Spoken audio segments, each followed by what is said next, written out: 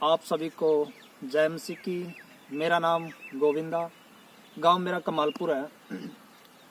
प्रभु का धन्यवाद हो। मैं प्रभु में आने से पहले आप लोगों को मेरी टेस्टमनी, अपनी गवाही देना चाहता हूँ। खुदा के लोगों, प्रभु आने से पहले मैं हिंदू धर्म से संबंध रखता हूँ। मैं भी मूर्ति पूजा पर विश्वास करता था, जैसे कि आप लोग करते हैं। खुदा का धन्यवाद हो, जब मैं प्रभु में आने से पहले के मेरे जीवन की गवाही बताता हूँ। प्रभु में आने से पहले मेरे जीवन में मैं और मेरा परिवार में 5 सदस्य हैं, 3 भाई और 2 मम्मी पापा। खुदा का धन्यवाद हो, मेरा परिवार जब मूर्ति पूजा पर विश्वास करता था, हम लोग भट्ठा का काम करते थे और हमारी इनकम होती थी 6 महीनों में कम से कम 3.5 लाख रुपए। और जितना भी पैसा हम लोग कमाते थे, वो सब का सब पैसा हमारा डॉक्टरों के और भक्तों के लगता था। खुदा के लोगों, ये प्रोसेस, ये जो काम था हमारा, ये कम से कम 15-20 साल चला। जितना ही पैसा हम कमाते थे, वो सब का सब डॉक्टर और भक्तों को लगाया हमने।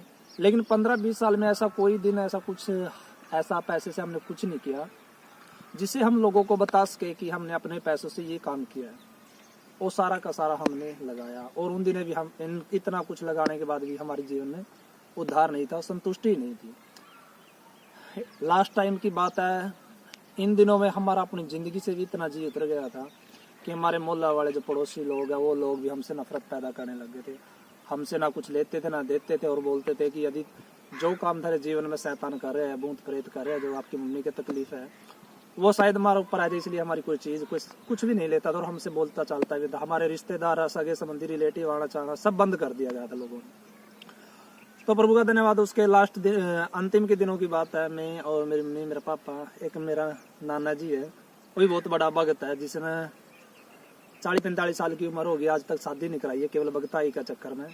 क्योंकि उसका द्वारा बहुत सारे बड़े बड़े काम हुए हैं, तो सिर्फ भगताई का चक्कर में उन्होंने आज तक शादी भी नहीं कराई। उसके पास गए हम लास्ट टाइम, ओ बुना बोस्ती।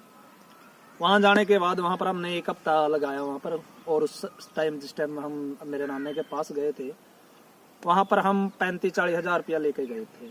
और 6 दिन तक हम वहाँ रहे। जितने भी वहाँ पर भगत था और जो उसके साथ में समैया वगैरह थे, उन लोगों को भी हमने दिहाड़ी के 500-500 रुपये देकर उन लोगों को बैठा के रखा। जो खाने के लिए मांगते थे, वो शराब मांगते थे, चिकन मांगते थे, वो भी हम उनको देते थे।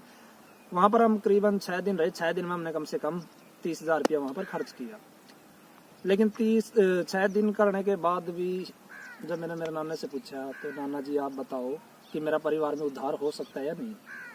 मेरे नाना ने जवाब दिया कि इतना कुछ करने के बाद 6 दिन हो गए, मैंने दिहाड़ा वरदान है, मेहनत कर देना, लेकिन आज तक भी कुछ नहीं हुआ, तो भाई शायद आगे कुछ नहीं हो सकता। तो मैंने लास्ट टाइम मेरे नाने से पूछा था, अगर हमारा कोई उद्धार कर सकता है तो जितना पैसा मुंह मांगी कीमत हम दे सकते हैं, अगर वो कोई हमारा उद्धार कर सकता है। या आप हमें एक बात बता दो कि हमारा कभी उद्धार हो सकता है या नहीं हो सकता है या ना हो सकता। मेरे नाना जी ने जवाब दिया, भाई ये तो मेरे पास इसका तो कोई हल नहीं है। मेरे नाने से मैंने कहा था, यदि हमारा उद्धार हो सकता तो हम जिंदगी जी लेंगे, चाहे माना घर मकान बेच कर अपना पैसा लगाना पड़े, जितने मुंह मांगे कीमत मांगेगा, लाखों में 2 लाख 2-2.5 लाख जितने भी। फिर यदि नहीं हो सकता तो उधार हमारे पास एक जरिया है। ये जिंदगी जीने में जीना तो है नहीं है, तो हम कोई सपरा पी ले या ट्रेन के नीचे कट के मर जाए, ऐसे हमारे हालात थे। क्योंकि मैं रात दिन मेरी माँ के पास, जब मेरी माँ के शैतान का कार्य होता था, ऊपरी पढ़ाई का, पूरी रात बैठ के रोता था। और मेरे बहन नहीं है, तो मैं खुद घर का काम भी करता, रोटी वगैरह सब कुछ करता था, लेकिन ये फिर भी संतुष्टि नहीं थी।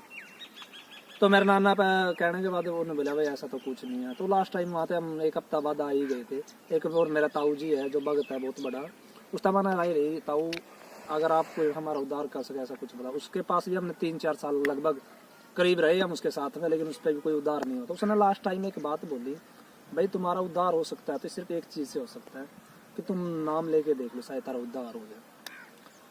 तो यह बात सुनने के बाद शाम के टाइम हम अपना घर पे बैठे थे, तो मेरा भाई बोला, भाई अगर अपन नाम लेना तो चल एक बार राय में पूछ ले किसी तरह किस चीज़ का लेना चाहिए।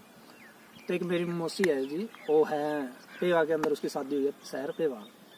तो उससे हमने राय ली, तो उसने बताया, यदि आप लोग नाम लेना चाहते हो तो प्रभु यीशु मसीह का नाम लीजिए, उसी के नाम में उद्धार है। जब ये शब्द सुना मैंने, उद्धार, तो मेरे दिल में संतुष्टि मिली।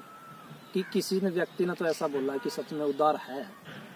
तो तब मैंने प्रभु यीशु मसीह का नाम ग्रहण किया और उसके बाद मेरे जीवन में परमेश्वर ने बहुत सारे काम किए और बहुत बड़ी बड़ी गवाही है। ये आप लोगों को मैंने जो गवाही सुनाई ये मेरी प्रभु में आने से पहले की थी। इसी गवाही के साथ आप सभी को आशीष मिले, सभी को जय मसीह की।